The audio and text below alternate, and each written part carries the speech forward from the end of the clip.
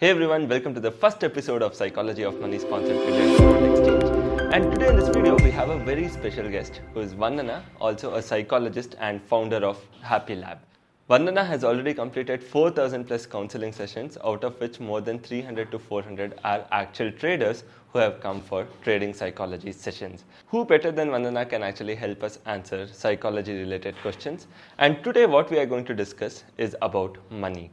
So generally, when we talk about money, so for the market, whether we are going to bring our capital with our own money, our parents' money, our friends' money, it doesn't matter. For market, it is one and all the same. But for us, for our brain, do we perceive this money differently? Is the money something which I have earned is different from the money that I have borrowed? How is it different? How does our brain perceive this? So that is something which we are going to understand with help of Vandana. Hi Vandana, welcome to the show. Hi Saket, thank you for having me in the first episode of Psychology of Money. It's my pleasure, Vandana. So definitely we would like to have you in further episodes as well. So with this, let me just start with something which is very personal to me and something which actually brings or spikes up my curiosity. So Vandana, as I have already spoken in the introduction, right? So money can come from different sources where for market it doesn't mean anything. But for us, if you actually take a look at it, money coming from different sources, how does our brain really perceive this money? Is it the same or will it look at it differently? And how does this impact our trading decisions? So Saket, do you own a car? Yes, And when did you purchase this? I bought it last year. Did you buy this car from your own money? Yes, And how was it to, drive the car? it was good. I felt happy. It was nice driving it around. And what if somebody, hits this car? How would you feel? Not a pleasant experience. So Right? So similarly, when it comes to trading with our own money, so we tend to take it very, very seriously. And it's like this entire money is our responsibility. So even when there is a slight fluctuation in the market or you make a loss, you take it very seriously and you want to ensure that you don't lose that money at all. So that's what happens to us when it comes to trading with our own money. Apart from taking it too seriously, there's also personality and family that plays a part. So when we say personality, each of us have a very different relationship when it comes to money. So some of us can have a very nonchalant relationship with money wherein we don't take it too seriously because we might have come from family of wealth. Whereas some of us might be middle class and constantly we would have heard from our family that money plays a very important part. You need to understand the value of money. You cannot spend unnecessarily the money, right? So when we are coming from such kind of background as well, the way in which we treat our own money also plays a part. So if you're coming from a middle class family, definitely the seriousness and the value that you possess to that money will be higher as compared to somebody who comes from riches. But again, it could not be true in all the cases. Sometimes even the rich people also value money.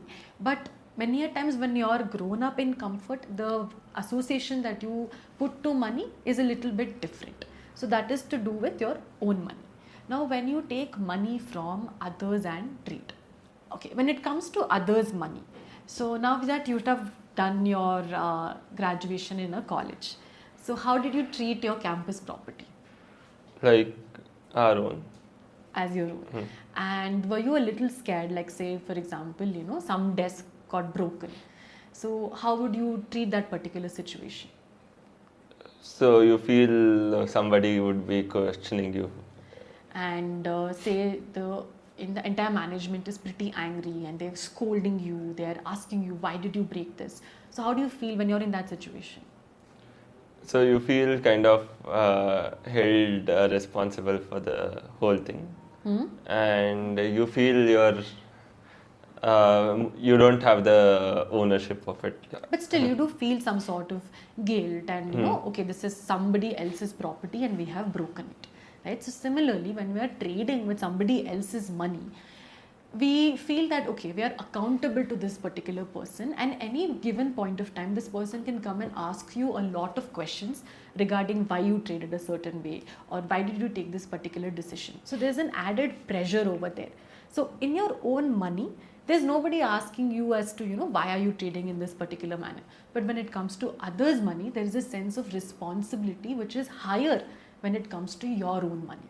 So at that point of time, the stress levels are higher, the pressure is more, and also you tend to think through a lot before you take a particular decision, because like I said, the other person is going to question you, right? So that is the essential difference between trading with your own money and with others' money. So, do you think trading with others' money in that case better, because in your own you might be not so responsible. You might think it's my own, but with others' money you might be a little more serious, a little more, let's say, careful, and you might treat it differently. So, growing with, let's say, an outside money can make you a more serious trader than your own money.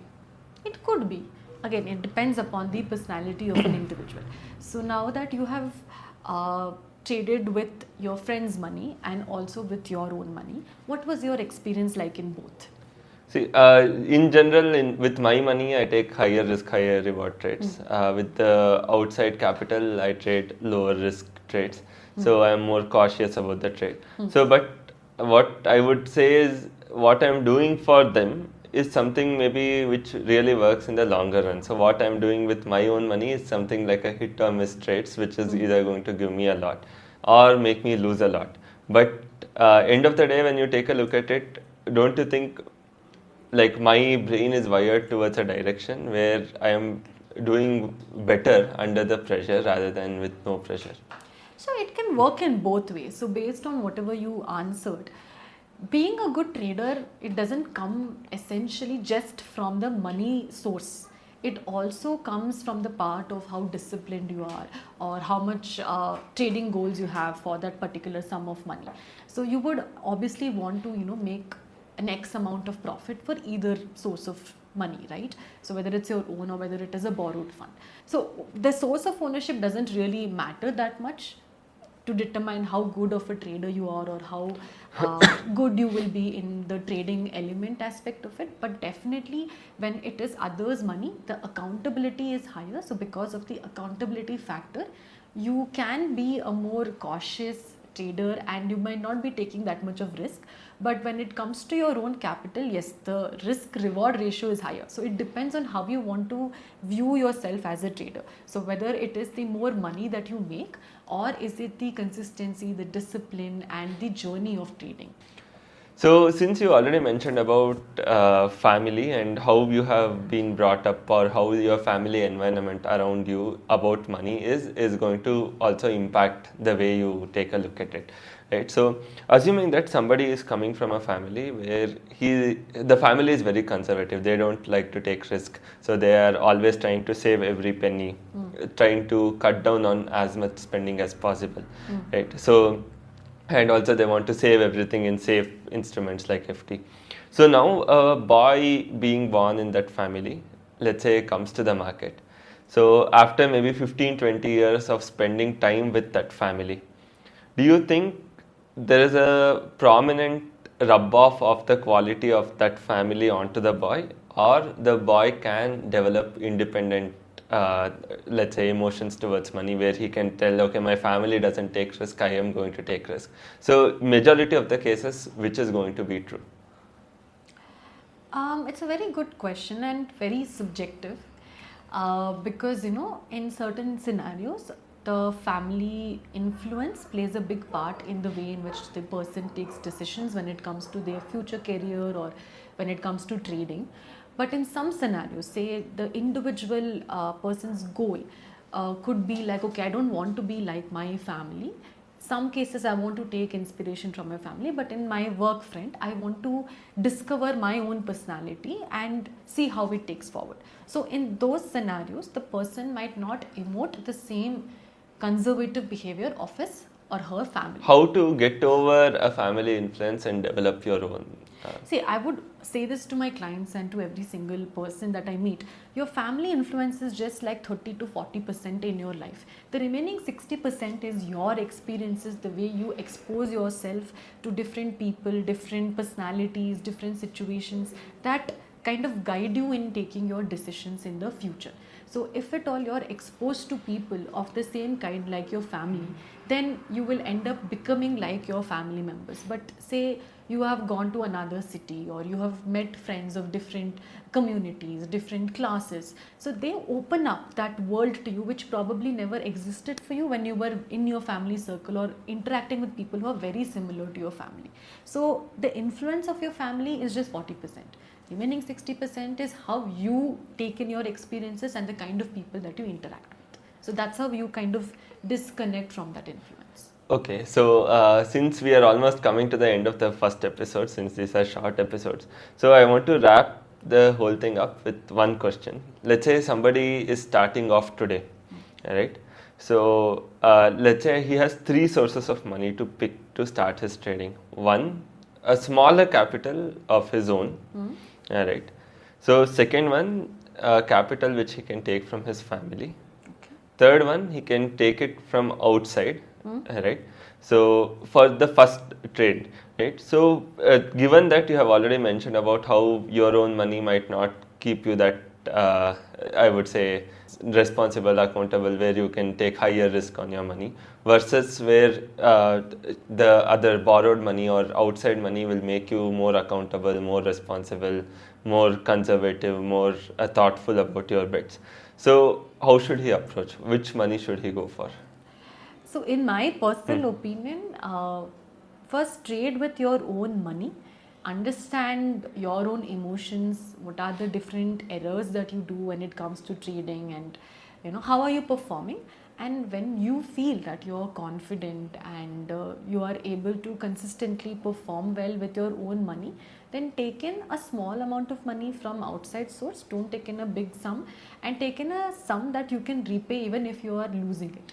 Because if you take in a big sum and you're not able to kind of pay them back, it kind of affects the way in which you trade. There is an added sense of pressure, that stress, and also even though you might have everything set and you're doing it correctly, but since you have it in the back of my mind that, oh, this money belongs to this X person, and if I make a loss, how am I going to repay this money to this X person? So because of that added pressure, even though you're confident, you might end up not delivering to the best extent. So take in the money from others to an extent that you can repay initially, and when you're confident that you're able to trade with others' money, then maybe go and increase your lot size. So is there a way I can actually test my, okay, this is my risk appetite, this is how risk averse I am? Is there any test which can help me judge my own scores or see where I stand, what kind of trades I should take, something? So there are a lot of tests that is available online, like 16 PF test, one of the most popular ones.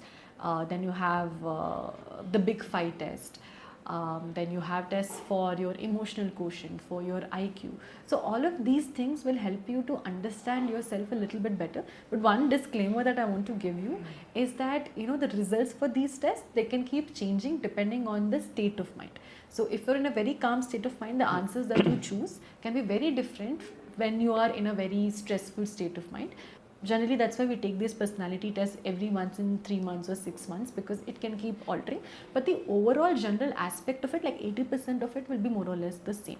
So you can definitely check it out in the online portals, these tests. Since we take a lot of trading psychology sessions, and what you rightly asked about tests, because all of us want to be self-aware, right? So we are working on building tests specifically for traders. It's still work in progress, but as soon as it is done, we will definitely share it. Sure, we would also definitely like to be a part of it and take this test and understand ourselves as traders. And yeah, Vandana, thank you so much for your time. It has been a lovely conversation with you. And again, I hope to see you in the second episode, where maybe we'll dive a little more deeper into other aspects of money, trade, and much more. Thank you so much. Lovely being here. Thank you, Saki.